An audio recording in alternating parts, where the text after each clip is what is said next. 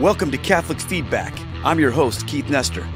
On this podcast, we connect the eternal truths of the Catholic faith with everyday life. Send in your questions and comments to feedback@catholicfeedback.com. This podcast is brought to you by Down to Earth Ministry, a ministry of stewardship, a mission of faith, and by the generous support of our patrons. For more information, please visit downtoearthministry.org. That's down, the number 2, earthministry.org. Let's get to it.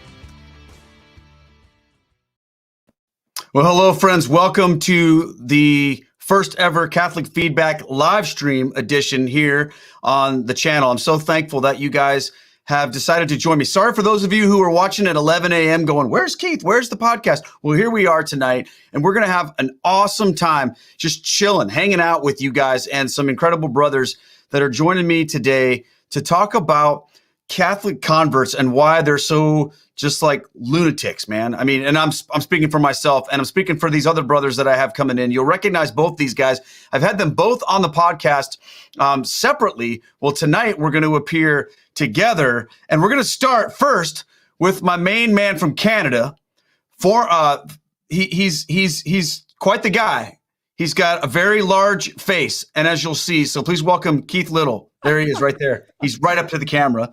And Keith is also known as the Cordial Catholic, so welcome, Keith. We're glad that you're here. I appreciate the introduction, the guy with the large face. Well, because your camera's just like, hello. Yeah, thanks. And then also we are joined by EWTN Sonrise Morning Show host, Mr. Matt Swaim. Welcome, Matt. Good to be with you as well. Thanks for being here.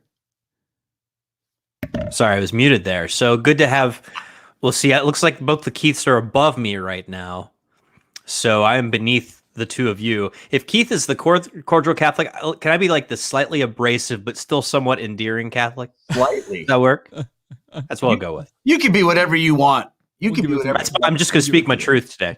Just going to speak my truth. Whatever works for you, whatever feels good, whatever your Jesus calls you to do is fine with us, right? Yes. We don't talk like that anymore, right? Because we're Catholics, right? That's right.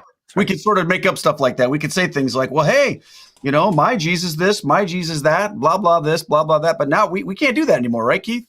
I feel the need to moderate this as a podcast. So it's like when it goes off the rails like this, I should be jumping in here and bringing the guests back on topic. But that's not my job tonight. So see, this is the trick. Keith Nestor. This is why it's going to be weird, is because all three of us are used to being the gatekeepers in other contexts. And so now who's going to gatekeep the gatekeepers?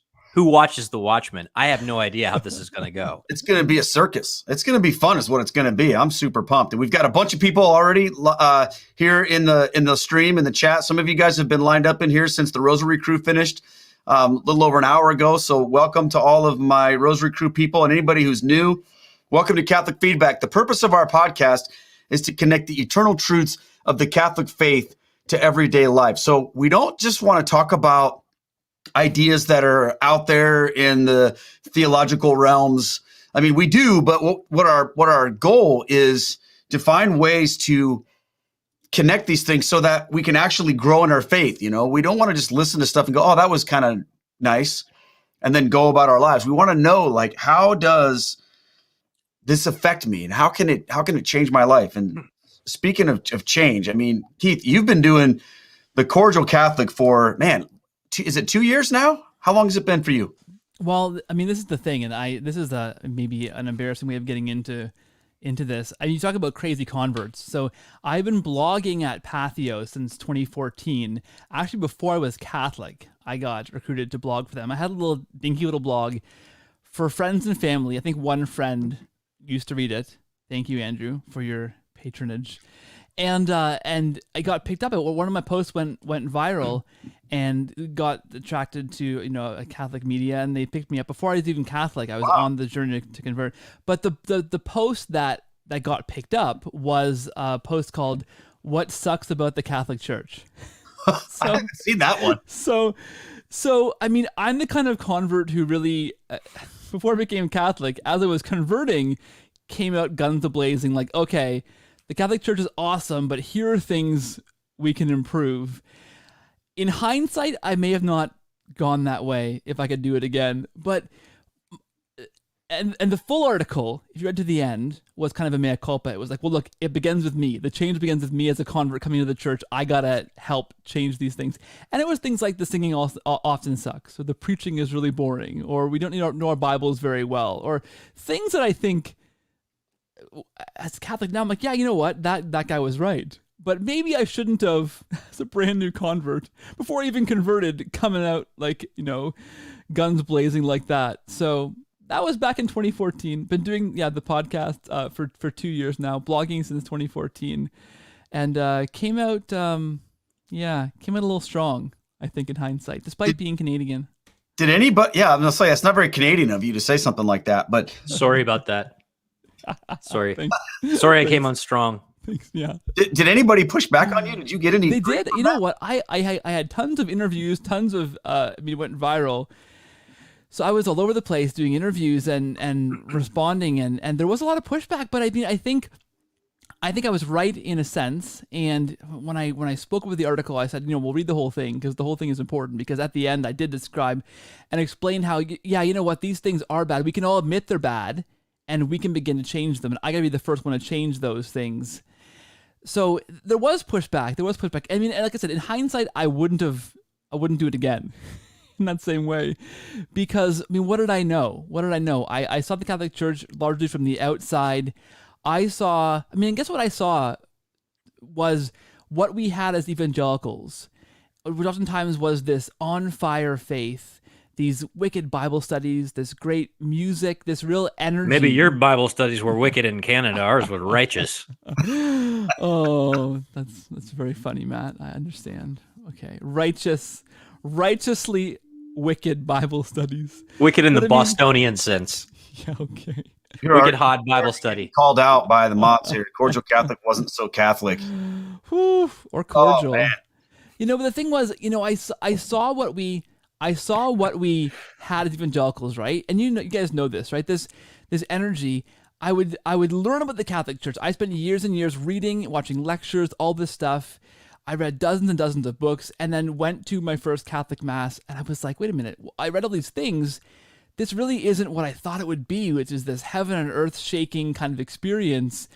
It was a little lame in the singing and in kind of the homily. And so I encountered that, and my first reaction was to say, guys, it could be so much better. But I came on a little strong. Well, we're all glad that you've softened your tone a little bit. But I think that's an interesting thing. I mean, most people that I've encountered, and maybe Matt, because you have this work with the Coming Home Network, which I want you to explain more a little bit about what you do there. But have you encountered converts through your work there that come into the church but are already like ticked off before they even show up? Only probably a couple dozen times a week. It's not like a huge thing. No, so that whole coming on strong thing. So it's hard to know exactly, like just from the title alone, like where all tonight's topic can go, right? Because there's just so much to be said about it. First of all, there's this question of what we even mean by a convert, because I mentioned that I saw that Joyfully Catholic in the comments over here says they're being baptized and confirmed, so they'll be officially a convert here like next month. So if they're getting baptized, they will be a convert, but the three of us were already baptized, right, before we became Catholic. So technically converts just the household word we use for it, but we were already Christian, right, in the church's eyes, So in some sense, there's this weird learning curve where it's kind of like the already not yet thing that happens as you're kind of coming into the church. And so there's this sense for those of us who are baptized Christians and come from other Christian traditions that this is just like, we just kind of leveled up, in like a game we already were really good at. And so we came in, hair on fire. That explains, my situation. But we came in, wanted to change everything. And how I can't even count how many times, someone has come to us. So the Coming Home Network essentially is an apostolate of accompaniment and welcome to that gives all kinds of free resources and assists with fellowship and everything for people who are coming into the church or have questions about the church. And all the time we get people who were on fire. They were either actually ordained clergy, like Nestor over here. which way do I point? Nestor Oh, Nestor over here. That's it. Nestor actually ordained clergy, so they're used to being in charge of things, or they were Sunday school teachers, or they were in praise teams, or they were in charge in some capacity. So their attitude, and my attitude too, was like, all right, so now I'm Catholic. What can you put me in charge of? Right? Instead of like realizing that this is like, you've stepped into a whole new world, Jasmine, and you need to figure out what end is up. You got to get your sacramental sea legs. You got to know what it feels like to like be on top of the world after receiving your first communion, and then 3 weeks later realize you're in mortal sin and that you've got to go to confession before Sunday hits. Like it's a new situation. So there's all that excitement, there's all that fervor, there's all that everything. But I'm like you, Keith Little. I regret a lot of what I did in those early days for a number of reasons. But I think one of them is because there's nobody that annoys you more than someone who is wrong in a way that you used to be wrong. Yeah. And so you wanted to go back and talk to all those people from Bible college and youth group and your family and everything and be like, you idiots, how could you not see this the whole time? When really what you're saying is to yourself, you idiot, I'm an idiot. How come I didn't see this the whole time? And you burn bridges left and right. And that zeal can be a double-edged sword. All the Catholics are like, you're so amazing. You're the holiest. You're basically like a little saint walking around on earth. And all your family's like, who is this jerk who just switched religions and thinks we're all idiots now? So yeah, that excitement can go. I mean, don't think that the devil doesn't want to try and milk that in his way right out of the gates if he can. That's my experience. Well, that's interesting because, you know, I've talked to so many people who are converts that are coming into the church that have just this passionate excitement. And my response to that has been to really step back and go, that's awesome. Like, I get fired up about it. But what I also think about is how do we allow ourselves to walk into the church at a pace where we're not going to burn out within like 6 months? Because I remember one of the things that was said to me was, "Oh, Keith, you're just all excited right now, but you'll get over it, and it'll be fine." And the truth is, I haven't gotten over it. But it's made me think about what is there about Catholicism and converts that is different, I guess, from other groups. So, I mean, have you guys seen like a different, like both of you guys were evangelicals before you became Catholics. And when people would join the churches that you went to, you know, did you see this kind of thing? Was it a thing? I did. Protestant churches too? I did. For certain. I mean, I can't speak for other Keith, but you know, I came from the Wesleyan holiness tradition, which of course, I believe you were Methodist of some stripe too. And of course you got in Calvinist fights too, Keith Little. So there's this sense in which you got to commit. You know, you got to make a decision for Christ, like a real life decision, and you got to die, take up your cross daily. And when somebody gets that, it's like, you know, the blasters are going off and they're in the stratosphere and they're carrying their Bible into every coffee shop, hoping somebody will ask them about it.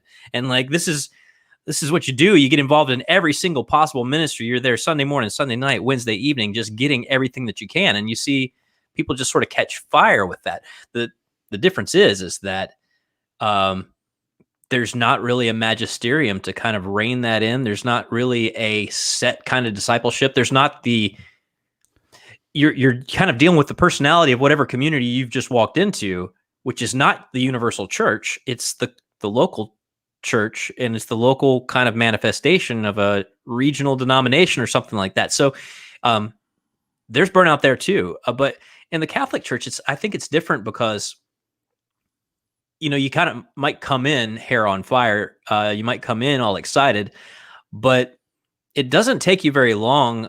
And this actually happened to me beforehand. I don't know why I was so cocky, because this is how I felt. You start to realize you have tapped into something that you are never going to get to the bottom of. Yeah. Right. I didn't feel that way about the holiness movement. I felt like the holiness movement is just like, it's just a matter of not sinning anymore. If I can just not sin anymore, I think I got this, right? Whereas with the Catholic Church, you got history to deal with. You got sacramental theology. You've got to live with brothers and sisters around the world of different races, ethnicities, nationalities, economic levels, family sizes, everything. You got the whole church around the world and across time, and you got 50 different spiritualities. You got this lady over here saying that you need to be praying the rosary every day because Our Lady of Fatima said so, and this guy over here saying that you need to pray a consecration prayer to this, and you got to do it. And you're like, whoa. So that fire can sometimes, again, be the double-edged sword because you want to do everything, and it's just not, the church doesn't mean for you to do everything. And there's not that kind of opportunity with some of those other places that I was a part of, at least. Yeah, I think there's so many good points there, Matt. For me, I mean, I don't know about you guys, but so often you'd go as a younger Christian to a youth retreat, or there'd be a new speaker that would come to the church who'd preach a really good sermon, or you'd go see an awesome worship concert, and you'd leave these events as an evangelical really fired up, right? And you'd feel really engaged and like, yeah, I'm on fire for my faith. And you'd carry on for a while, but I would inevitably, and friends of mine were in the same case, you inevitably kind of lose that fire a little bit and get a little bit kind of exhausted and begin to question things again. Or maybe you'd find a new church that would set that fire alight again, or start a new church or something, right? And I think for me, the big difference when becoming Catholic and why I believe somebody like Scott Hahn, who I had in the show and said, look, 35 years Catholic, I feel more excited today than I did when I first converted. I wouldn't have believed that, right, 6 years ago before I became Catholic. But I believe that because it's 6 years now for me, and I'm more excited than I ever was before. Oh, I can say that. I mean, I'm at the 16-year mark. The other difference too, and I'm so glad that you brought up this whole like youth group, and I know you've probably got, I see your guitar back there on the wall. I'm sure that you've got a Sonic Flood sticker on the case or something like that. But maybe Delirio 5 question mark. I'm not sure. In the chat, I want to know how many of you guys out there listened to the Sonic Flood CD, the first one that came out. I worked at Christian bookstores, and every time it came on, we would like try and go on a break or like leave the store and go get White Castle or something. It was awful. It was horrible. It was just omnipresent. I mean, it was worshiping God, but still, it was everywhere all the time. It was like, just please put in some Point of Grace or something. I need some relief. But with this idea of youth groups and speakers and everything else, there's a difference too in the sense that as an on fire excited Catholic, there's something objective you're tapping into. Whereas with the movements that I came from, the emotional fervor was the thing. Yeah. And when you didn't have it, it was a sign that there was something wrong in your spiritual life. Whereas, and if you've never experienced, this is again a pitfall that a lot of new Catholics have, is that they've come in, they've measured everything by the way that they feel their whole life, and then they don't feel anything. They sometimes they even receive the first communion of the Easter Vigil and they don't feel anything. I didn't feel anything in particular. Other than that, I was home, but I didn't feel like, sparks shooting off. Like, you kind of, all the theology and what it is, but it doesn't.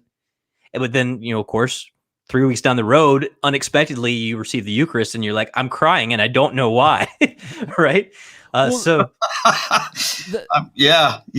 thing for me, right, was so you become Catholic for me, and then you have the sacraments, right, which we didn't have as evangelicals in the same way. Yeah, and the sacraments are objective, unlike praise and worship, which is like subjectively working on your mood towards God. So that's where I think for me that fire continues. I mean, I'm thinking even right now in the middle of pandemic, we've had our churches closed for most of the last year here where we are in Canada, because case numbers have been pretty bad. They're closed again now, which means no masses, nothing. And even in spite of that, I mean, I'm more excited to be Catholic than I ever was before, even when I can't have those sacraments. And I think it's that idea that there is objective grace in the sacraments when I can have them, and I can't right now, so it's a bit different. But you don't, like you said, Matt, you don't have to feel that emotion. I mean, I was Pentecostal, so it was all about emotions for us. But the nice thing to know for me as a Catholic now is that even when I don't feel excited going to Mass and have the Eucharist, or go to confession and feel super incredible, even though I usually always do afterwards, that it's working. Objectively that if you believe what the Catholic Church says is true, it's working no matter how you feel. And that's a huge thing, right?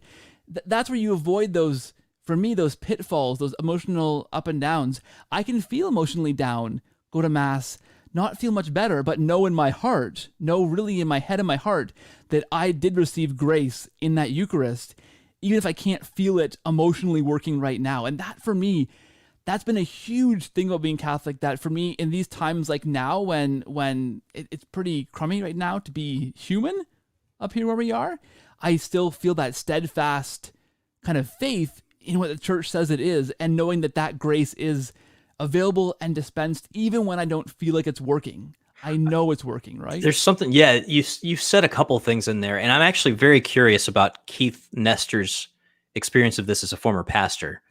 You mentioned that, you got famous for saying that Catholicism sucks as you're, becoming Catholic. So that's a great claim to fame.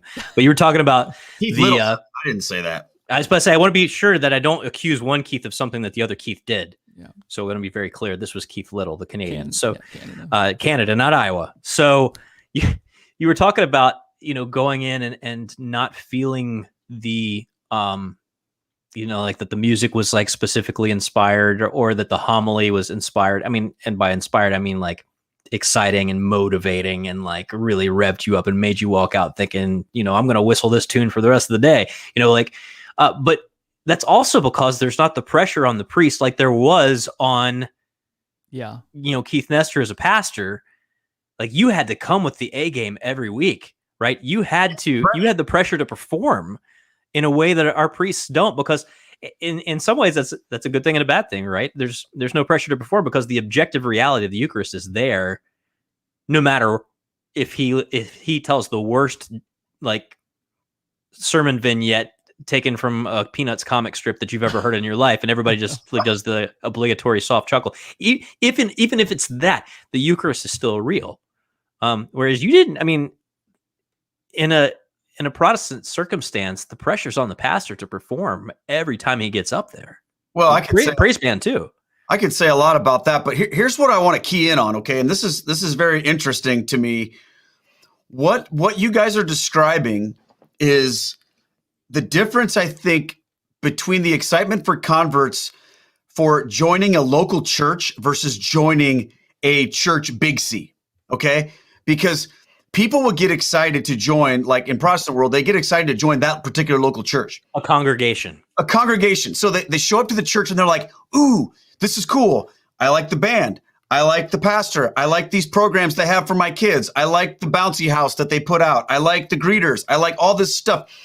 They don't necessarily give a rip if it's Presbyterian, Baptist, Lutheran, Church of Christ, whatever, the name underneath the name of the church. They're not worked up about the denomination. They just like that local assembly, okay? Whereas in Catholicism, I don't think that people join a congregation and then go, oh yeah, I guess it's Catholic. Well, that's okay, It's no, they do not. So think about that. Think about that difference, you guys, because that's the essence of this, my friends, is that when you become Catholic, you're not just, the focus isn't all about that local congregation, but in Protestantism, it's all about that local congregation. When I was working in the Methodist church, in one of the churches I served, we so downplayed the fact that we were a United Methodist that we completely took it off the sign. You were like Bethel Harvest Community Fellowship of Faith or something, probably. Yeah. It wasn't even on our website. You had to find it at the very bottom, a United Methodist Community or something like that. We didn't want the cross and flame. We didn't want the logo. We didn't want any of that because a lot of baggage came with that. So what we wanted to do was pump up this experience that you will find in this local congregation. This is what you're joining. This is the mission. It's all about this local group. Okay. So but with Catholicism, it's the opposite. It's the polar opposite. And I think that that's part of the reason why, you guys, that converts to the Catholic faith are excited on a deeper level. Much deeper. Because everything you said, Matt, about how you're joining this incredible institution that has existed for 2,000 years that spans every race, every country, every tribe, every nation, everything you can imagine, every type of person, and that it's the historical truth of the gospel founded by Jesus Christ. This church that you're joining, it's completely a different thing. So in essence, it doesn't matter as much about that local group, you know. It doesn't mean that part's not hard. That doesn't mean that's not an adjustment, because it is an adjustment, let me tell you. And you know what? The other thing too is that when you get it, but the people who love you from your Protestant background don't understand that concept, it can be really jarring. So, you know, I was always kind of the weird kid in the youth group who was, you know, well, everybody was listening to, you know, like I say, Sonic Flood and Jeff Moore in the Distance and Stephen Curtis Chapman. I was listening to, you know, One Bad Pig and, you know, MXPX and like the Zayo and the Prayer Chain and like, and so like, you know, everybody was like this because this is a guy of questionable tastes, you know, and then, but then, you know, I've had my parents and, you know, other friends and family who are not Catholic who have come to me, come with me to some kind of mass, like a baptism of my son or something like that. And you can tell that they're like, really? Because their whole mindset is, I want to plug into a place where the music is great, the preaching is good, I get something out of it that I can take away into my week. And so they're probably just walking away thinking, I mean, they haven't told me this, but I can just see in their faces, they're like, maybe Matt's taste really is that bad. Like maybe he just really likes things that are terrible. Maybe that's just his thing. Because they don't see from the outside what we see and what we get. But they also, and this is the other thing too, that is an excitement builder for me, but it's an adjustment at the same time.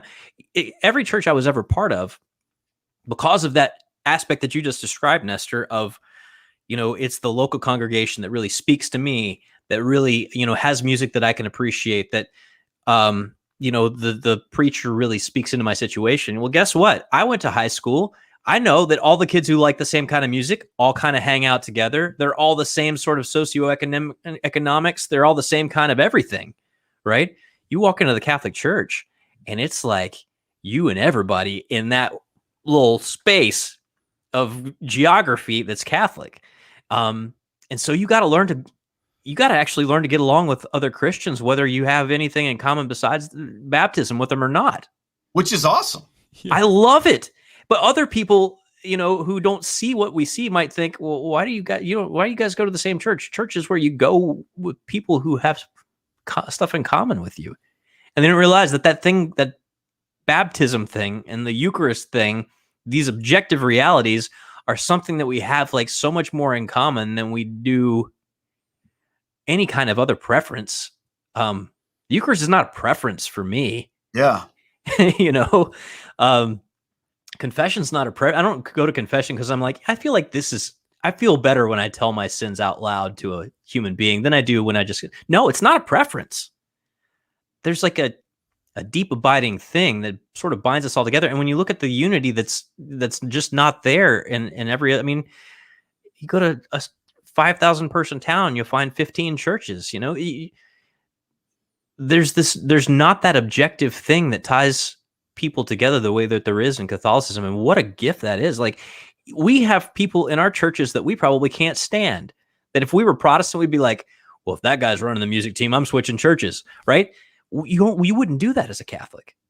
Well, it's a great unifying thing, right? And so the difference for me, what you're saying, Matt, I think you're spot on, is, and I've been part of church plant type things, these new kind of churches and exciting non-denominational churches that were like you said, we were part of a Pentecostal church that you wouldn't know it's Pentecostal. It was totally dropped out of the name completely, but we were Pentecostal way back when and still affiliated.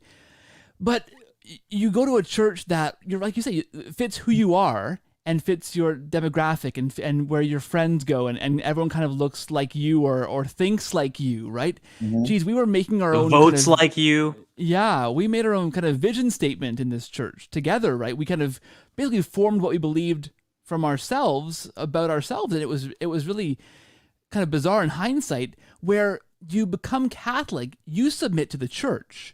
Right? You're joining a church, this entity that's founded in Christ, we believe, that has roots in the very beginning of the world, and you submit to that. So it doesn't matter. I mean, parish life is important, but what binds us together is that submission to saying, yes, this is Christ's church.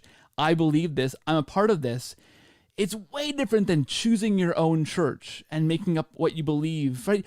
I mean, I've heard this before so many times on my show talking to other converts. I'm sure you guys have also heard the same thing. And I think it's true for all of us. We picked a church based on what we thought was the most biblical church often, right? But how you find a biblical church is you're talking about your interpretation of the Bible, right? What you see as the most biblical based on your reading of the Bible. Whereas once you, as we did, look into the Catholic Church and go, you know what? I think this is the church Christ founded. You submit to that. You aren't finding it based on what you think is most biblical.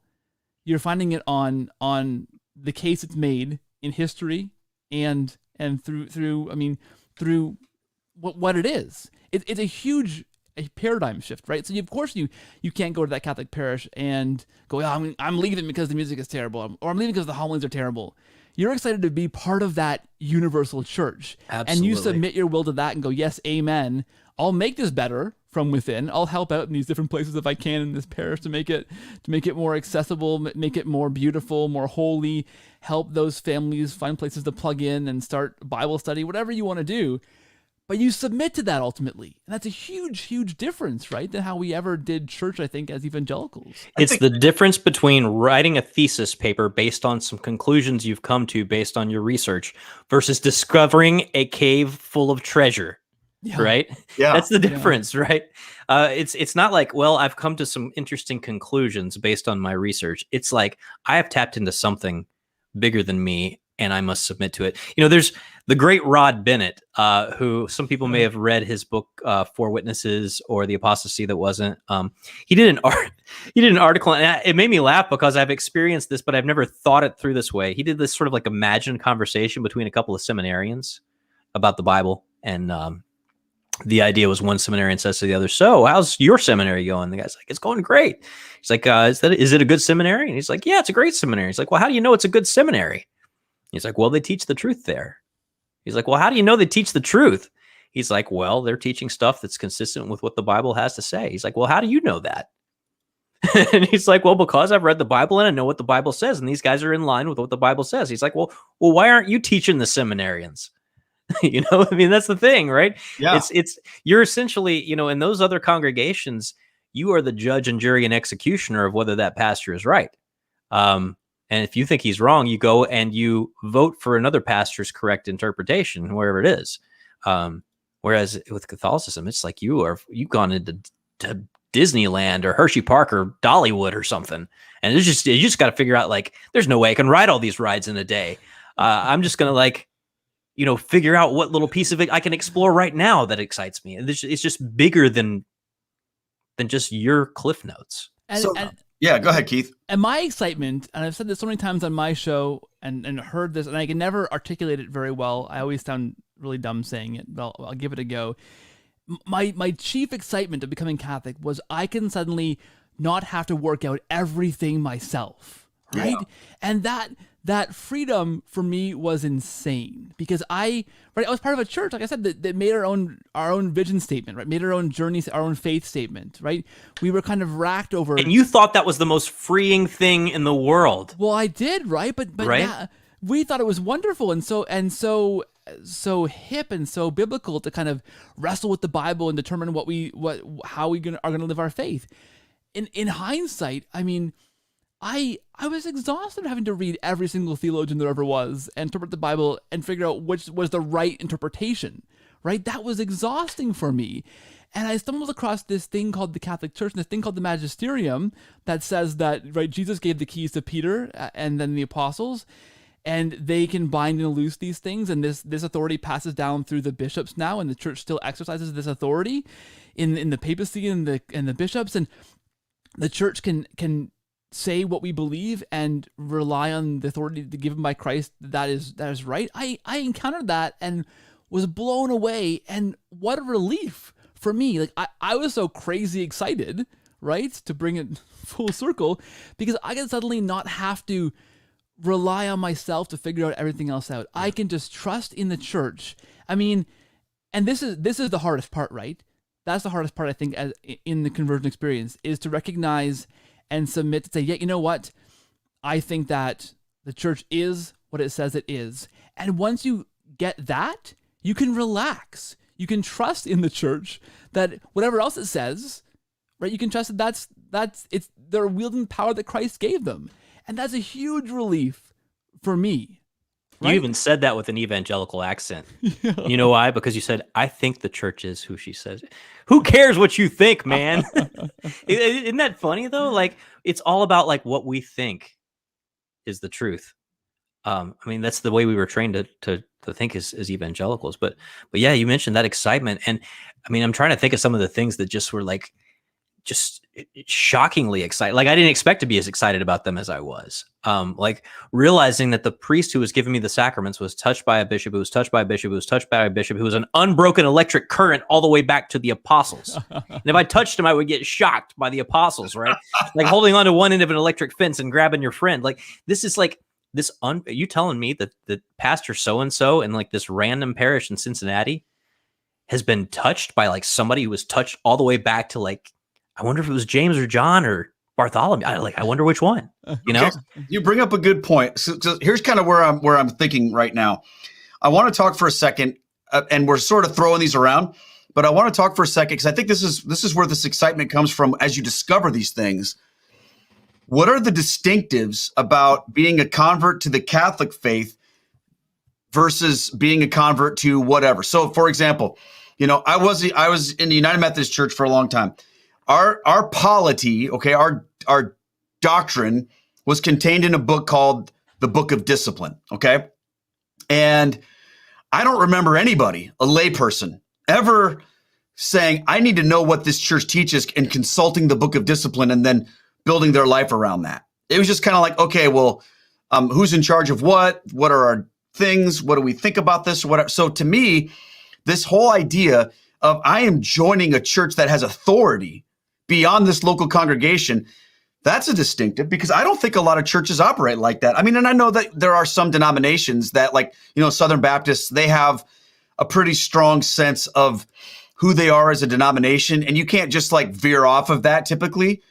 But I don't think most other Protestant churches have that kind of jam. I don't think that they're like, hey, everything that we do and say here at this local assembly has to be universal with universality of the rest of our denomination or whatever. So that's a distinctive, is that you're joining this church that is greater than your local congregation. The other thing that you guys said was a distinctive was that the objective reality of the sacraments, and then also that you're joining a community that isn't based on your own personality or your own personal preferences. Okay. So I think, I mean, and maybe you guys in the chat have other things that you can throw at me or throw at us that you think are distinctives between what it means to join. And I'm not talking about like doctrinal things. I'm talking about like practical things. Okay. So what are the practical distinctives? Here's another one. Okay. And this is one of the reasons why I think converts are so excited.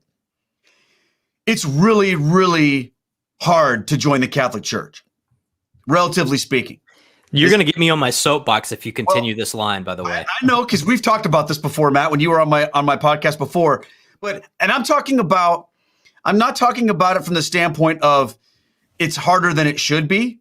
I'm just saying, like, when you look at what you have to go through to join a Catholic church versus to join the Catholic Church, I should say, versus what you have to do to join other churches, it's a lot. Okay. So like, for example, in the church I served, in the Methodist church that I came from, walking in, you could walk in Sunday morning and probably like by Wednesday, you could be a member of that church.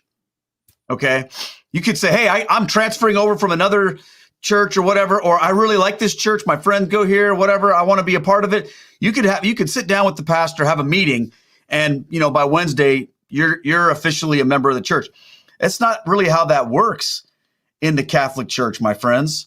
You have to go through RCIA. You have to go through a lot of things. Maybe you're like in the case of Estelle and I, we had to get our marriage convalidated. We had stuff, and there are other people that go through different experiences. So even if everything is going smoothly, even if you have an awesome RCIA class and a great responsive parish, it's still a long process, isn't it? So, and then my point is this: when you get to the end of it, you've really accomplished something.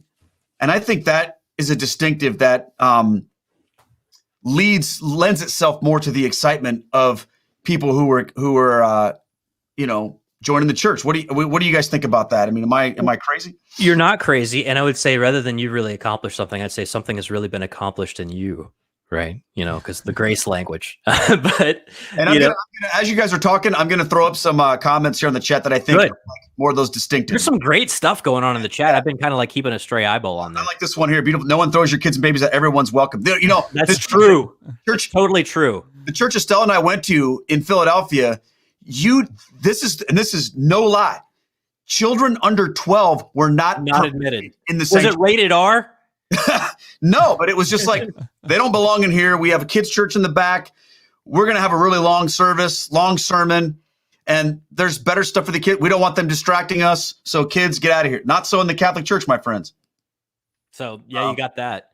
So doesn't mean that you won't occasionally get the hairy eyeball at a daily mass if you have. That's true. That's true. But it is what it is. We can always improve.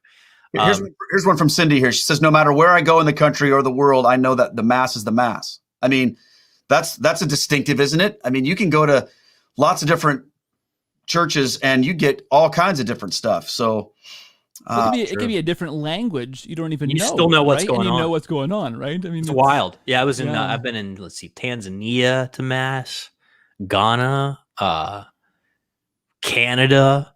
I've been to mass in Canada. It's still the mass. Yeah, it's still the mass. Yeah, it's wild. Even in English still in Canada. It is. Well, I mean, what you said, Keith, about it being a long process, I mean, I think that's so important.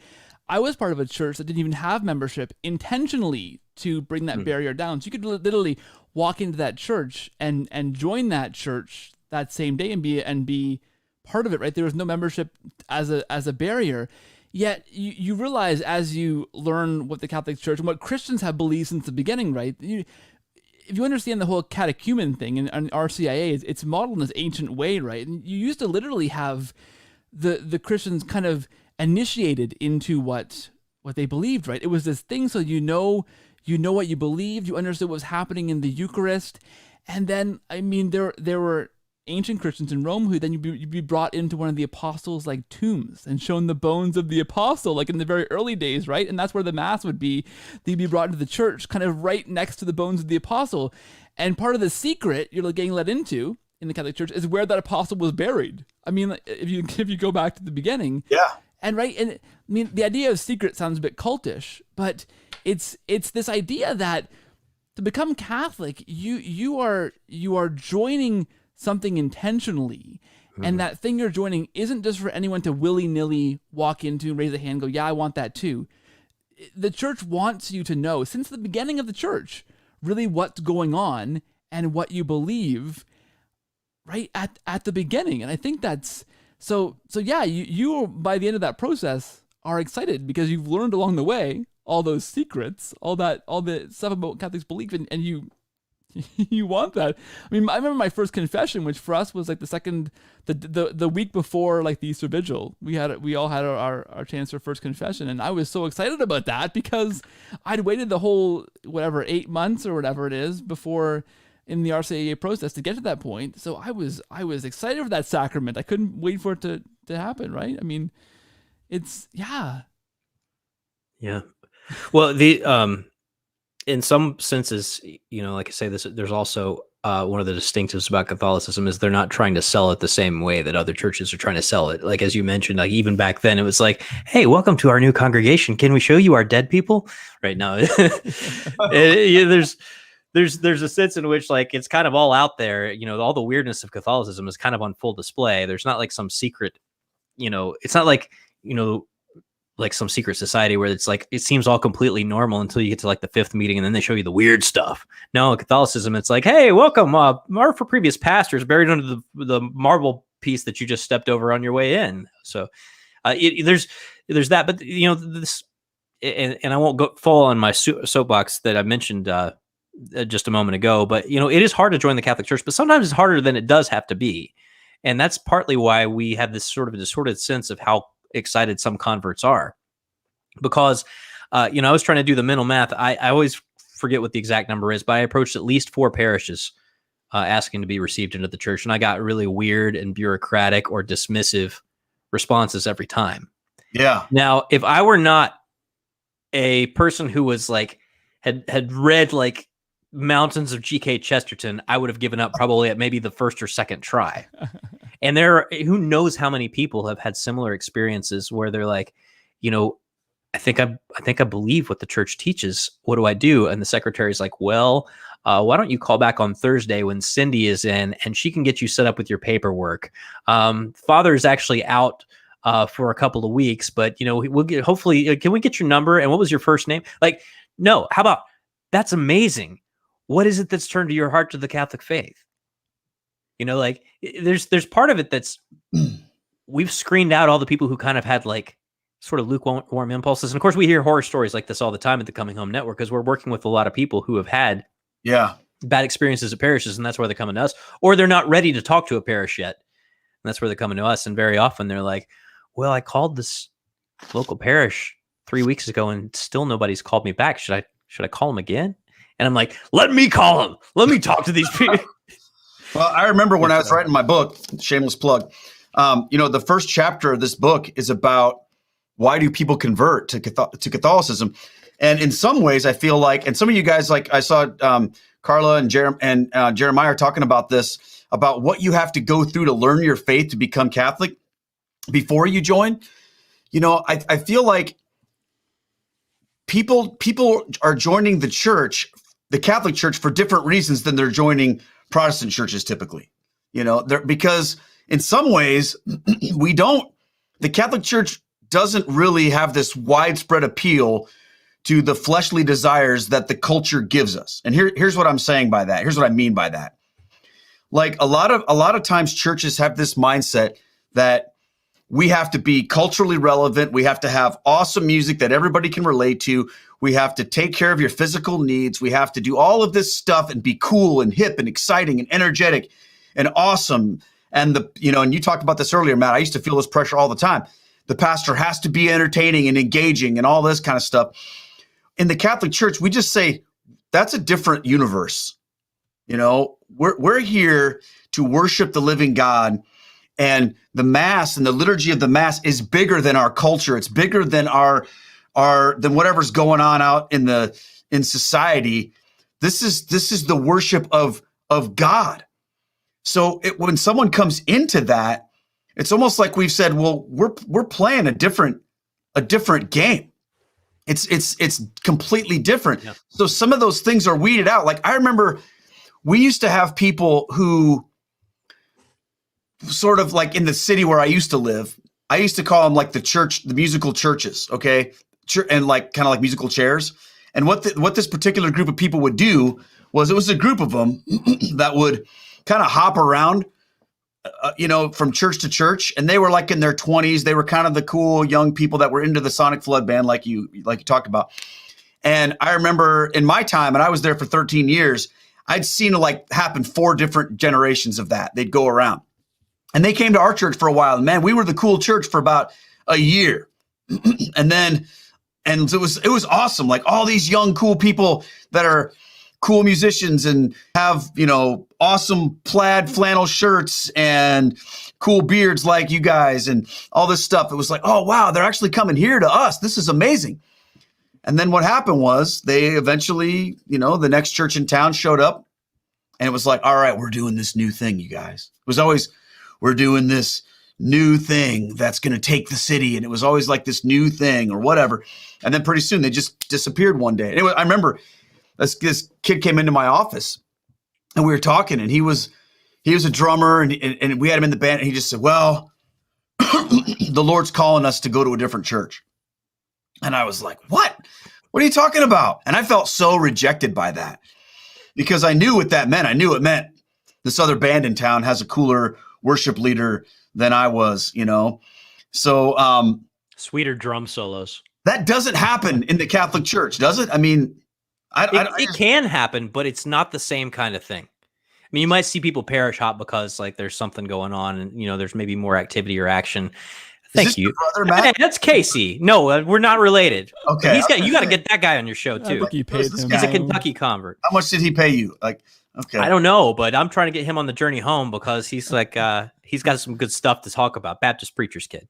So at any rate, shout out to Casey. Actually, I wanted to shout out, there's a lot of good stuff going on in the comments, but one of the things I want to shout out is, where did he go? It started with a G. There it is. There's your book's name. G Mall Man. I'm going to say his name wrong. He said something that I'm going to try to find this comment here. Hold on a second. Okay, so he says something in here that I think is worth reflecting on, and I'm going to like turn it on his head a little bit, but it's a really important point that he makes. It says, let's face it, the Catholic Church is countercultural. Thank God. Well, yes, but more importantly than that, the Catholic Church is cultural. So that's something that was not a part of my experience. My experience was of churches that would try and see what was going on in the culture and how do we respond to it. So what were the evils that we saw in society? How do we say, well, that's not biblical, that's not right, and respond to it? What is going on in the music industry? Okay, let's figure out how we can create something that is like what people are liking so that we can get their attention and preach the gospel. So that's the Catholic Church at her best is cultural. The Catholic Church creates music and has for centuries. The Catholic Church builds beautiful buildings. None of the churches I was in, I mean, unless you count maybe like my buddy Matthew Ward behind me in second chapter of Acts, who kind of invented the sort of Jesus movement folk Christian scene.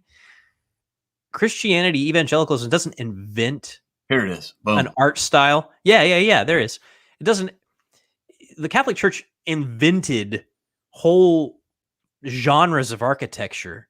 The Catholic Church is cultural because it has a sense of truth and beauty and goodness that is so much more than just reacting to whatever we don't like that's going on in society. So that looks countercultural, right? Because the culture is like so sick and diseased. But in fact, it's because the church is something that transcends the culture, because she is this thing that is built to last. It has foundations that are so much deeper than just whatever it is that everybody's excited about right now. Yeah. And that was huge for me.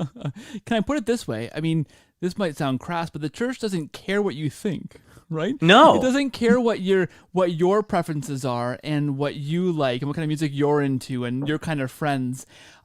Right? The Mass is the Mass because we believe, the church tells us that's the way that God wants us to worship him. And that's the best way that we can become more like him and be more holy and reach heaven. That's why it is the way it is. That's why God, the Mass is the Mass. So, I mean, whether we like that or not, whether we agree with like the music that's played there or the people that come to Mass with us, it is what it is. And the Catholic Church is just there, right? This beautiful, wonderful, holy thing that we have to kind of bend to fit into with God's grace and the sacraments, right? Not made for us. I mean, we're made for it, right? Yeah, Can I put it that way? Yeah, to me, like the Catholic Church is, and most people won't understand this reference, the Catholic Church is kind of like the Tyler Durden of churches, to where he's a character in Fight Club, where he's just like, he just doesn't care what's going on in the culture. He's defining culture without trying to, because he's just so against all of the cultural rules. And I feel like that's what the Catholic Church is. The Catholic Church says, look, we're not playing by your rules. We're defining this. And we're not worried about the same garbage that you're worried about. We're not worried about fashion. We're not worried about culturally relevant sermon titles. We're not worried about, music that makes you feel like, oh, you just came from a concert. We're not worried about all this garbage that's happening in the culture from the standpoint of it's going to decide how we worship. What we're worried about ultimately is worshiping Jesus Christ. That creates a culture that we've received. So we've received this from God rather than saying, how do we fit in? It's a big difference. Well, and at the same time, though, the church does care a little bit about those things, because to the extent that anything out there is a reflection of the longings of the human heart, the church cares about it. Sure. Right? Because the church knows what the standard is on all those things. Right? Yeah. And so the church has kind of a unique way of understanding, so this is going to be a, people who are outside of this world might not understand this reference, but like, I worked at Family Christian Store. There are no brick and mortar Family Christian stores anymore. It was just like this Christian bookstore. They sold all kinds of like WWJD bracelets and 50 different kinds of Bibles and everything. And I ran the music section, so I sold. Hey, don't forget about Testaments. Testaments, the little breath mints. Yeah, I love those. Testaments. So the Prayer of Jabez, all that good stuff. Yeah. Veggie Tales just on VHS loops in the back. It'd end and you had to rewind it and listen to Bob the Tomato again. Phil Vischer, if you're listening, I apologize. Catholic rap. We have a Catholic. Dude. You still like Catholic rap, don't you? I love Catholic. Shout out to C26, John Levi, Foundation family. Love you guys. All right. So there was I'm going to lose my train of thought completely, but I ran the music section. So I was selling all like the Stave Zicker and Poor Old Lou and the Scattered Few and all the other people that you guys listen to. So, but we would have these charts on the, on the wall in the back, and it'd be like, if you like such and such band, you'll love whatever. And it was always like, if you like Nine Inch Nails, you'll love like Code of Ethics or something, which is more like if you like New Order, maybe. But still, Code of Ethics sounds nothing like Nine Inch Nails. I know, but they had like a drum machine. I think that was the connection that was made. So you've got that whole, kind of sense in which they're trying to tap into something like that's already kind of going on. And the church just you didn't see within the Catholic Church a Catholic punk rock scene or a Catholic metalcore scene or a Catholic, I wish we did. It would be kind of fun if we did. There are a few bands out there, but there wasn't like a sense in which like the people who were Catholic and involved in these things were just involved in like music, or they're just involved in art. They were just doing stuff. Like they were like, they didn't feel like they had to sort of do a Christian version of something. They just did the something. And that's kind of also sort of like a unique way that, because this was a big part of my own journey was this question of like, what makes music Christian? Like we would get like ripped by Baptist pastors after my Christian band would play shows. And they're like, well, you guys never did any praise songs in your set. I'm like, well, that's because we don't know any praise songs. And like, can it be like, just playing music to the glory of God with a few references to the Lord in the mix? And there wasn't, Catholics make film and the Catholic worldview comes through in the film, but it doesn't necessarily have to be a Catholic film for that worldview to come through, because there's this sense in which Catholicism has sort of an understanding of truth, beauty, and goodness in almost, I almost want to say an impractical sense, like in just like a gratuitous sense. Like the church is just like, yeah, we're going to have fish fries and, build beautiful buildings and listen to beautiful music and just do our thing. Whether or not it changes a person's mind on a particular argument or not, we're just going to put it out there because it's true and good and beautiful.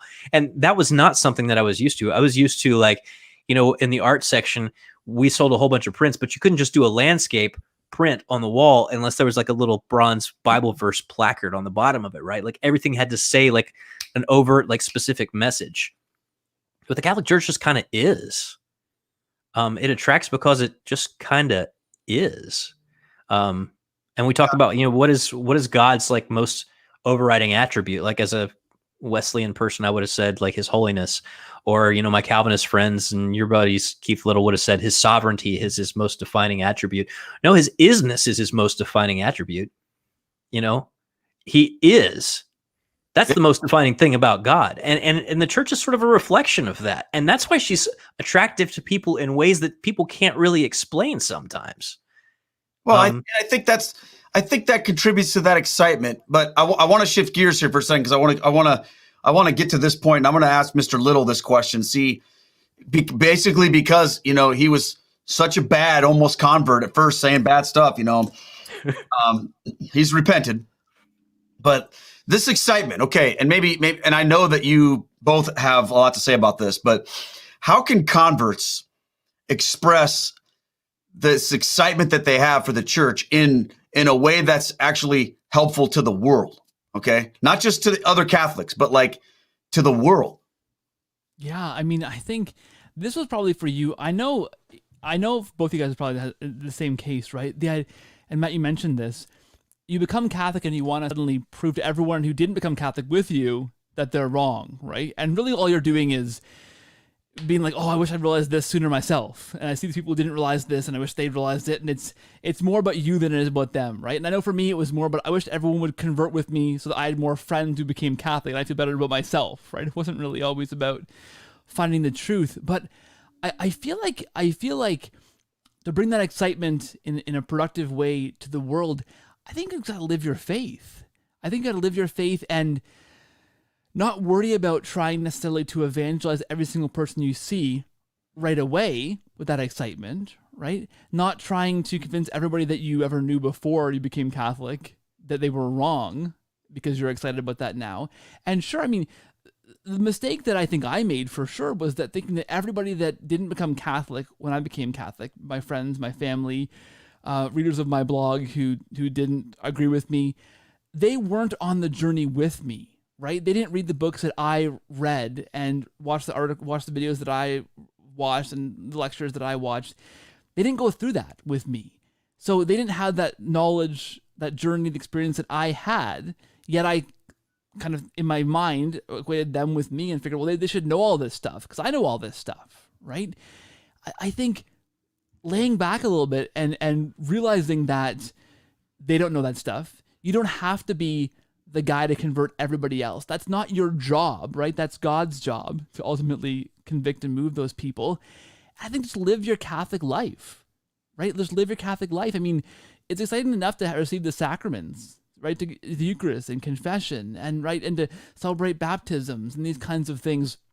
I think it's enough to just dig into that life. And you said before, Matt, there's a million different spiritualities you can experience in the Catholic Church, ways you can be Catholic. Spend your lifetime exhausting those things. Don't have to be the guy. I realized this for myself, that converts or convinces everybody else, right? And I'm a guy who had a blog, now a podcast, who spends a lot of time talking about how awesome it is to be Catholic. But you don't have to be that guy that does that. You can just live your Catholic faith. I think that's what we should do initially, at least, is live the Catholic faith with excitement, but not try and convince everybody that they're wrong because you're so excited. Okay, does that make sense? Let's practicalize this, okay? What do you think the biggest mistakes you can make then as a new convert to the Catholic Church that can do the opposite of that? Because sometimes I think it's helpful to say, okay, we live our faith, and do that, but are there things that could look like that we might want to be careful of because it might not achieve our goal? Well, I know. I'll let Matt answer in a minute. I want to say one more thing because I want to answer this question. There was a fantastic book that came out as I was converting by a friend of mine, Devin Rose, and it was The Protestants Dilemma, right? You guys may have read this book. Stuff. It's Catholic Answers Press, and it's like 50 different dilemmas the Protestant has to deal with, has to answer, right? Things like sola scriptura and the authority, these things that we, I think, as converts wrestled with, right? And came down on the Catholic side of those things and said, yeah, I can't be Protestant because where did the Bible come from, or who has the authority, or these different things. And the book essentially is 50 arguments that kind of corner a Protestant, and there's no way out. And that's a great way to make friends, by the way. Well, this is what I did. I got copies of that book and I brought it to a friend of mine and said, look, here's this, read this book. Let's do a study of this book together. And it was the worst thing I could have possibly done because this particular person, a very good friend of mine, was not in a place to just hear 50 arguments about why they were wrong about not becoming Catholic with me. It wasn't at all the right thing at the right time. And it probably pushed him further away from the faith. I mean, how would you act if a Seventh-day Adventist gave you a similar book? Yeah. I mean, how would you react? Your defenses would be up. That was my chief mistake, right? Is thinking that these are great arguments. You must see the logic of this. Here's this book. Read this and be convinced, right? When they're not looking for it. Yeah. And when that's not how you yourself were convinced either. None of us were convinced because somebody was like, you're wrong. Read this book and it'll tell you why you're wrong. That's not how any of us came in. Yeah, that was kind of my podcast last week was talking about, or 2 weeks ago, was talking about how we can have such a tendency to want to just to believe. I'll say it this way. We can have this tendency to believe that the only reason why somebody isn't Catholic is because they don't have the same information that we have. Yeah. So all we have to do is say, read John 6, read Matthew 16, listen to this argument, listen to this thing. Let me give you this particular piece of information, because once you have it, you must become Catholic. And then it never works that way, typically. The same thing happens for people. We have. Yeah, the same thing happens for people who are like, we're losing all these young people out of the church. It must be because they don't have enough information. Yeah. And just like assault them with information. And yeah, that might be a piece of it. But when I talk to people who've left the church, it's 100 different things, and information is like number 70 on the list. It has a lot more to do with their experience of what it was like to be Catholic. Okay. So take a look at what Melissa says here. She says, a friend told me that one of the things that drew her to the Catholicism was how absolutely excited I am about becoming Catholic. I always say it's the best thing I ever did. So that's what I'm talking about, is like, or what Keith was talking about, live your faith. And in that excitement of it, that's going to attract people to you, versus you going out and saying, hey, everybody, here's what I did. You need to do it too. Yeah. Make them ask the question. Yeah. Get them to prompt them to ask the question. This is, why the Socratic method works so well. It's because you're not telling somebody something. You're getting them to ask a question, so that even if they come to the conclusion you want them to, they feel like they came to it themselves. Okay. Right? I just had a brainstorm based on what you just said. All right. Check this out. Don't hurt yourself. Here we go. Ask this question of yourself, everyone, right now. We will all ask it together. What would your life look like if you lived your faith in such a way that without blasting everybody with your Catholic stuff, they came to you and said, wow, what do you got going on? I need some of that. From a Catholic perspective, right? I'm talking about even like your Protestant friends. What would your life look like? How holy would you have to be? How devoted would you have to be? How humble would you have to be for your people who aren't Catholic to look at you and say, wow, there's something there? Yeah. I mean, that's like probably too long for Twitter, but there's a tweet in there somewhere. There's a tweet in there somewhere. Yeah. And this kind of goes to sort of what I was going to say. And it also piggybacks on Keith, your horrible mistake about giving Devin's wonderful book to somebody who was not ready, and that's not where they were at the moment. But I'll give you another example of a mistake that I'm tempted to make, and I wrestle with this all the time. What is one of the biggest things that is an issue at just a fundamental level in our society? It's, what is a human person? What does it mean to be a human person? Like, who are we? Why are we here? This is driving a whole bunch of like racial questions, gender questions, mental health questions. It's driving a whole ton of stuff. And, the temptation can be like, well, let's have everybody read Theology of the Body, right? Because the answers are actually in there. But very often people are not asking that from what is the information regarding this? They're asking it from more like from a pastoral place, right? And so they need to hear more of the pastoral way. Like anybody that I know who's wrestling with, we'll say especially the gender stuff, they're not saying, well, if someone can just convince me intellectually that this is not the best way to live my life, then I will say, yes, I agree with that ideology. No, they're hurting people. And, that's where I think it can be very difficult for us who maybe got this massive information dump on our way into the churches to forget that maybe not everybody's wired that way.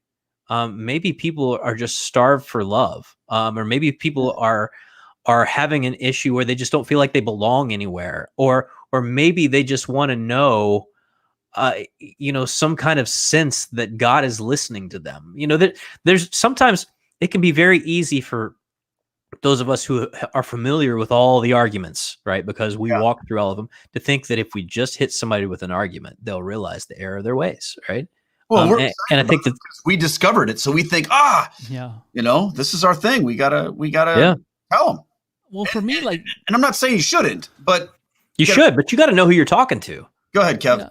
No, that's a great point, Matt, because the way that I was I was convinced that the rosary was a thing I should be interested in before I became Catholic, was that I was invited to this Catholic men's group as a prospective convert, thinking about the faith, not a Catholic yet, invited to this Catholic men's group, and I saw these 12 guys on their knees in church praying the rosary before this group began, right?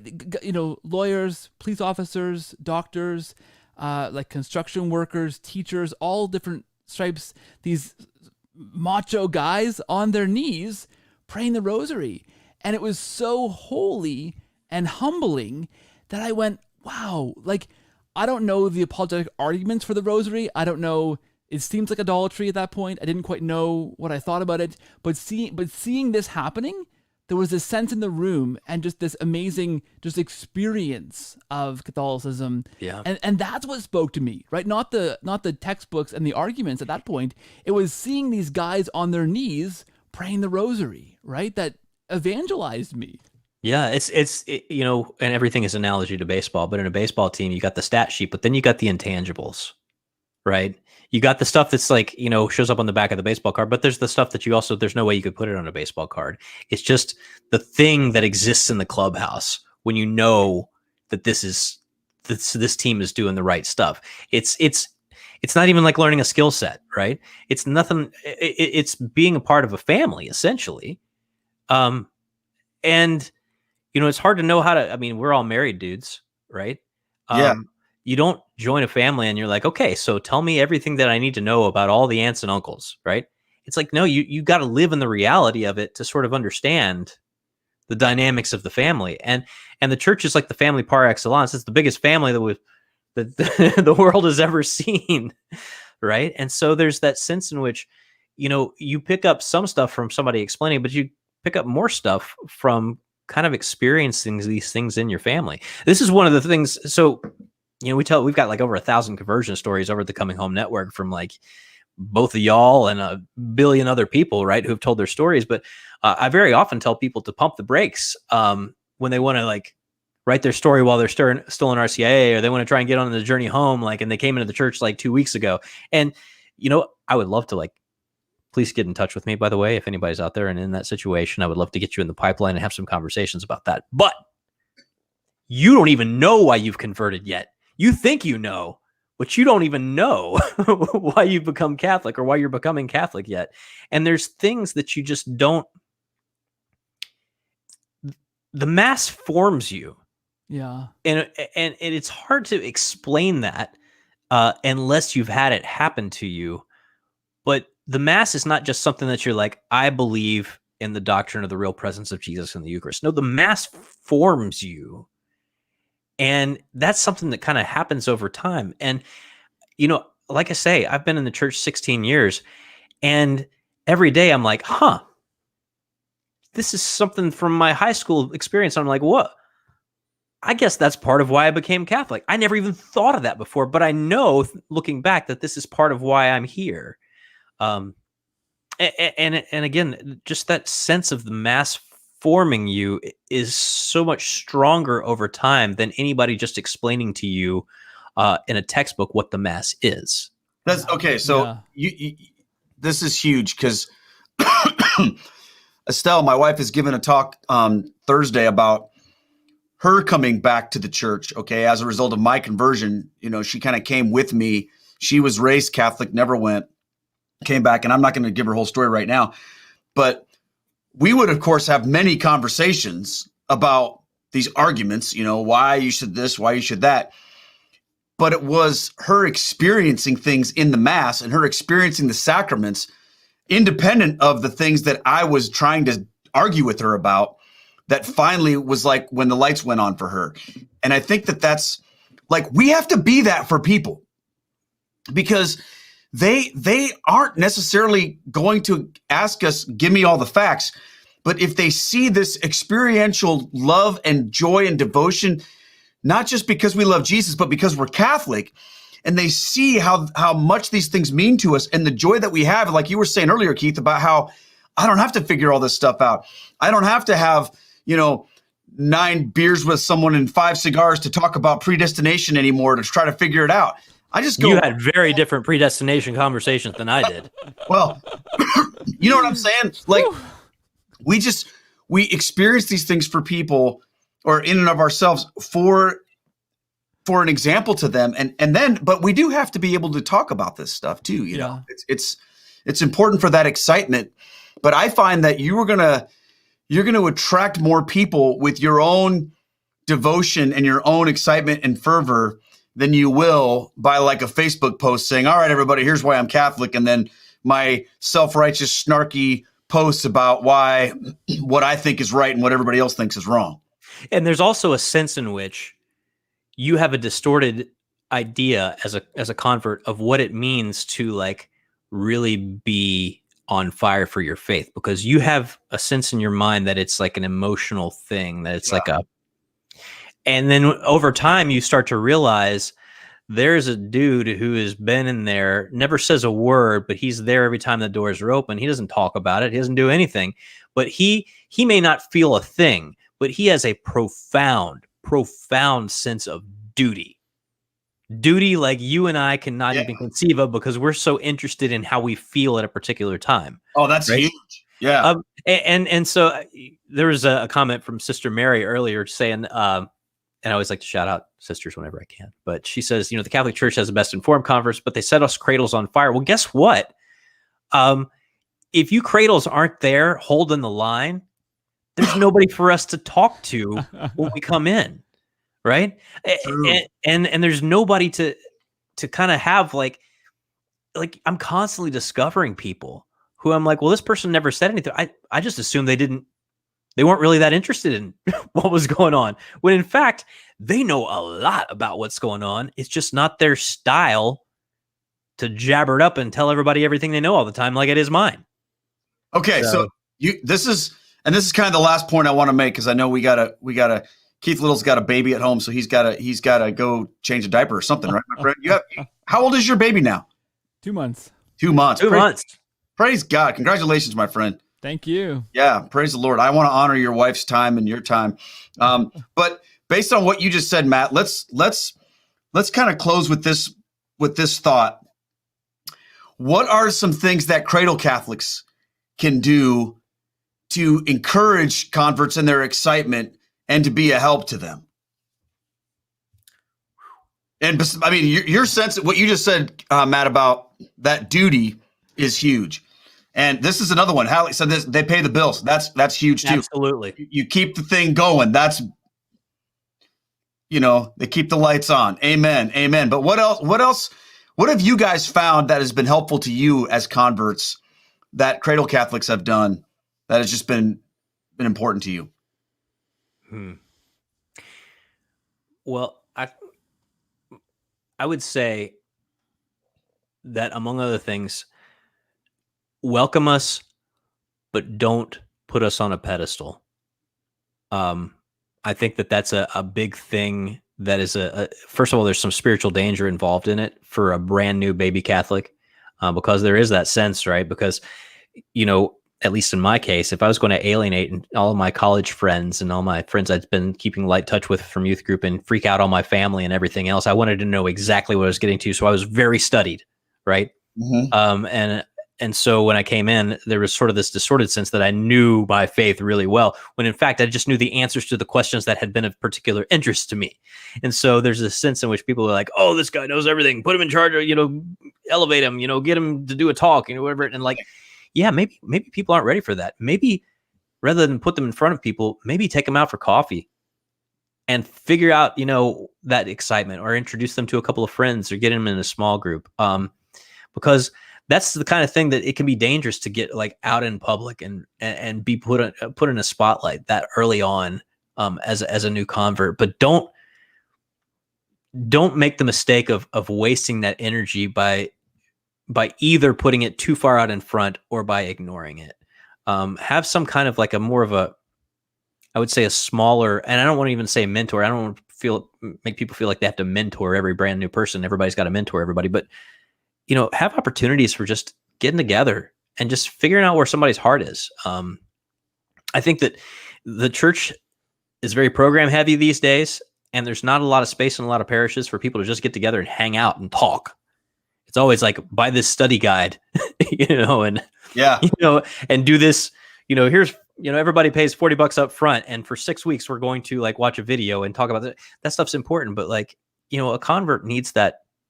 They just need to talk to people about stuff, and not necessarily into a microphone. So that's my thought. What about you, Keith? What do you think?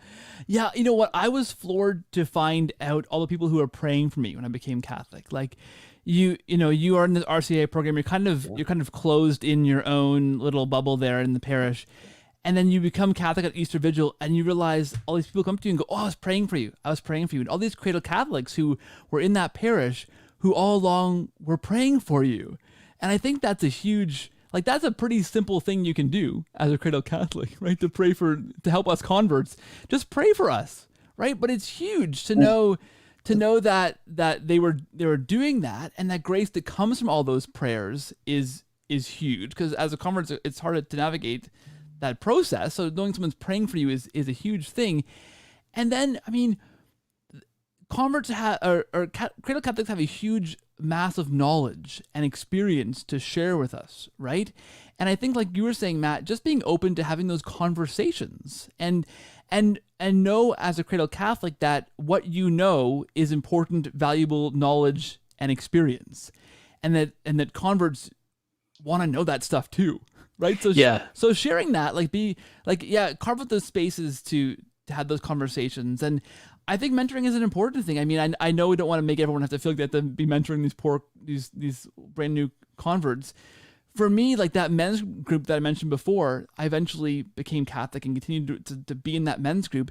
And there were some guys who've been Catholic for their whole lives who were just so immense in my own formation in that group, because they took me under their wing and showed me the ropes, in a sense, because it is this new culture that you're joining and you become a Catholic, right? And there's, even after RCA and after all the lectures and videos and books you may have read, the experience of that culture is a new thing you're experiencing. You have to navigate. And so Cradle Catholics have that experience and knowledge to share, right? And just, I think, recognizing that fact and being willing to share that knowledge and that experience and helping us out. Like, what pages are we on in the missal this week? Like, something as simple as that, right, can be super helpful. Okay, so and what you're saying, it's so key what you just said on so many levels, and that idea that converts often have the knowledge but no experience. The cradles have the experience but maybe not the knowledge. Why don't you Voltron the thing, bring together your strengths, and build like the super alliance? Because wonder power. There you go. Well, I was thinking, for me, what I've experienced is the things that Cradle Catholics have done that have been super helpful to me is everything you guys have said, first of all. But another aspect that I want to just throw out to all our Cradle Catholic brothers and sisters out there is just be patient with the converts, okay? And what I mean is this. They, like Matt made the point that they just know the answers to the questions they had.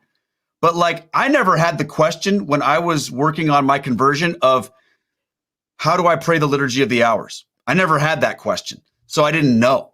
Yeah. But when I would show up to like a prayer group and not know what to do, I never had the question, when am I supposed to kneel and stand during the traditional Latin Mass? Because I didn't have that question, but later I did.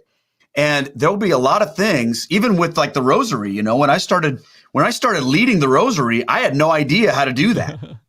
And I'm so thankful for the people in the rosary crew that have been patient with me, and even in my own church who have been patient. So I just want to encourage all of you Cradle Catholics out there. When a person becomes Catholic, just remember they don't know everything, and some of the unspoken things, the cultural things, like they don't always know when they're supposed to genuflect. Like, I have this weird thing in my mind sometimes where I see like some guys genuflect as soon as they walk into the church, and then they genuflect when they walk in front of the Eucharist, and then they genuflect when they get ready to sit in their pew. And I'm like, and then I see other guys that they walk in, they genuflect in front of the Eucharist, but not when they sit down. And sometimes we don't know, like, gotta get out the rule book for that one. Yeah. Like, what are the rules? So my thing is this: Cradle Catholics, just be patient with all of us that are still trying to figure things out, even though, you might look at us and go, oh, you're a convert. You're the next Scott Hahn. You probably know everything about the church.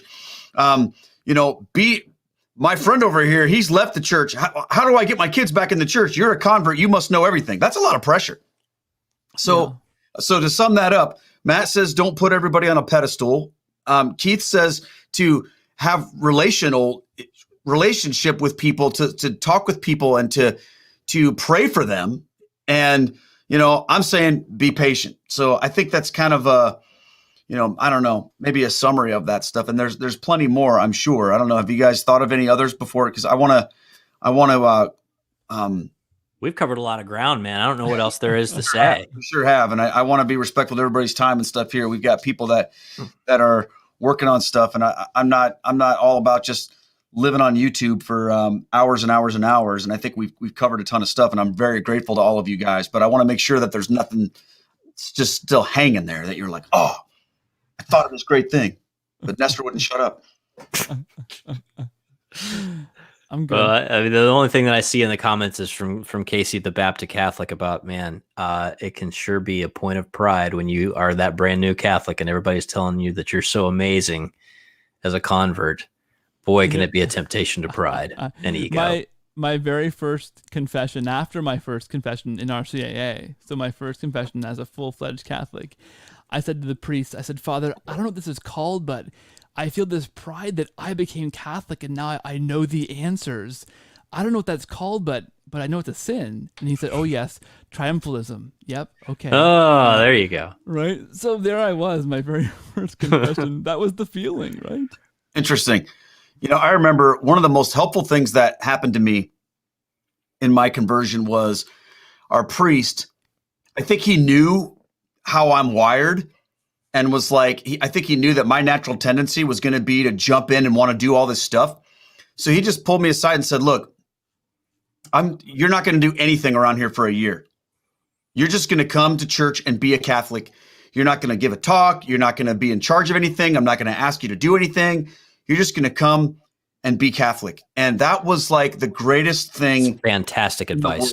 Yeah. Because I still had a lot of people that were coming to me, my old parishioners, my old friends going, you're crazy, you're a dork. But I just got to experience it in the church. So I didn't have that whole pedestal thing, because I was basically told, look, you don't have to do that. And I didn't want it. I was like, I'm glad to just experience what it means to be in the church.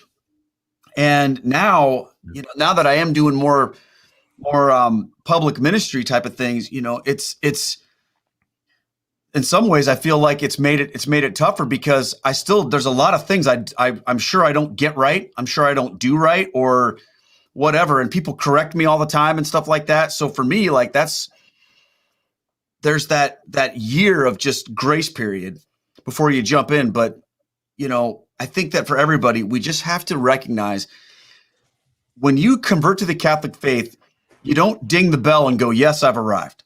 No it's way. Really step one.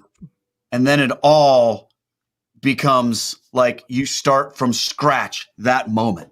It's not the triumphalism that you're talking about, Keith Little, because like I know what you're feeling, but I guarantee you when you walked out of there and you've had your moments, you've probably thought, man, I'm such a noob. Yeah. I'm just like, I don't get it. I don't know everything. In some ways, the becoming Catholic is the easiest part of it. Yeah. And then after that, it's the hard work of like actually being one.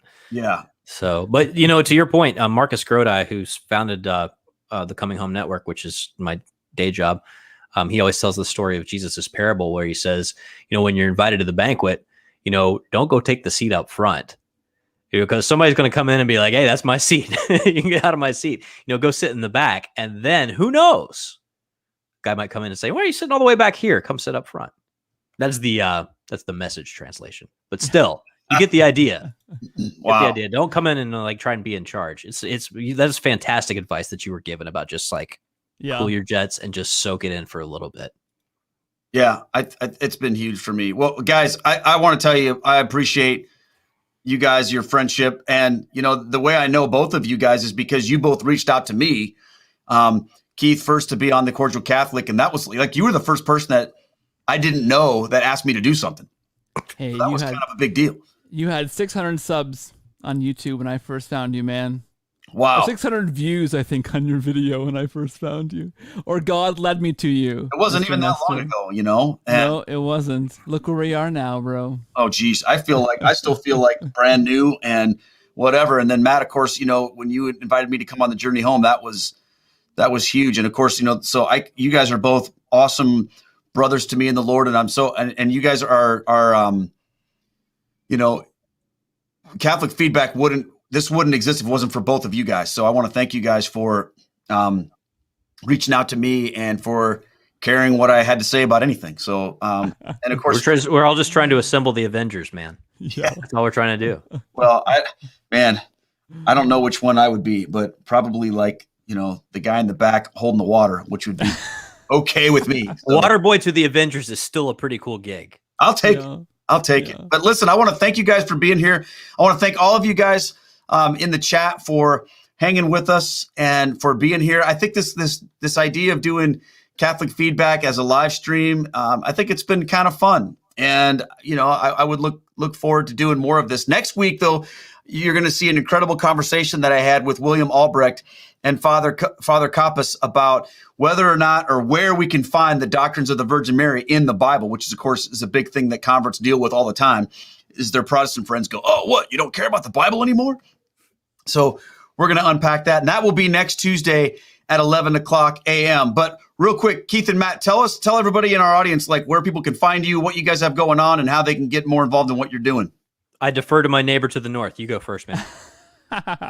The Cordial Catholic is my podcast. I need 50 more subscribers on YouTube to get to 1,000. It'll happen tonight. You guys got to help me out. I got to make sure I'm subscribed over there. I've done the podcast for 2 years now. The Cordial Catholic. It's on all the platforms, whatever, Apple, Spotify, and this YouTube thing is new for me. And so I've been recording our interviews on video as well to try and, I mean, there's a whole new community, you guys on YouTube out here. I love podcasts. People complain about YouTube. I absolutely love it. I love it. So here we are. The Cordial Catholic is my YouTube channel and the podcast and the blog. And I am grateful to both you guys for your friendship and for meeting both of you and these continued conversations we've been having. We have two of these actually on my show too. Sola Fide and Sola Scriptura back there in the those back got crazy in the podcast. Those were great too. So if you're enjoying this, there's more of this where this came from. Yes, indeed. Awesome. Cool. Well, I'm going to go subscribe because I don't know if I'm subscribed to you on YouTube. You better subscribe. I got to do that. Matt. Thanks, Matt. Let's see. So you can find me actually while you're on YouTube. Go subscribe to the Coming Home Network YouTube channel, which I post videos to few times a week, including, I'd say, just like hours and hours of Journey Home episodes, including both Keith's Journey Home episodes. So check out chnetwork.org and the Coming Home Network YouTube channel. And if you are someone who's actually actively on the journey to the church and is looking for support, we actually have an online community that is like just sort of an internal social network run by us. And it's like hundreds and hundreds of people who are like all interested in becoming Catholic. So if you want to check us out, that's community.chnetwork.org. And then I would encourage you, after you do all that, go to bed immediately so you can wake up super early tomorrow morning and catch the Sonrise Morning Show on EWTN Radio from 6 to 8 a.m. Eastern, which is my morning gig. I listen to it every morning on the way to the gym or the church or whatever. It's, you know. If you like dad jokes and maybe learning a thing or two in the process, just come see us. Awesome, you guys. Well, thank you again so much for being here, you guys. And on behalf of all of our audience, I want to thank you guys for taking time to be here. And we will do this again sometime, my friends. Fantastic. Please. Awesome. All right, everybody. Listen, it's been an incredible night. And I want to thank all of you for hanging with me here through this episode of Catholic Feedback, where we connect the eternal truths of the Catholic faith to everyday life. And I encourage you to like and subscribe to those guys' channels. If you haven't subscribed to this channel, please do that too. I don't say that a lot. I promise you, I will never tell you to smash the like button or anything like that. That goes against my religion. But no, just kidding. But seriously, if this content has been helpful to you in any way, please share it. and let other people know about it. I appreciate all of you who support me through Super Chats and through Patreon. If you want to be involved in becoming a part of my support team, you can just go to patreon.com/Keith Nestor, and you can join that team. Thank you guys so much, and I will see you next week here on Catholic Feedback, my friends. So take care, and thanks for listening to Catholic Feedback with Keith Nestor. Send in your questions and comments to feedback@catholicfeedback.com. This podcast is brought to you by Stewardship, a mission of faith, and is also supported by our team at patreon.com/Keith Nestor. Please consider joining our support team. Catholic Feedback is a production of Down to Earth Ministries. For more information about Down to Earth, or to bring me to your parish or event, visit down2earthministry.org. See you next time.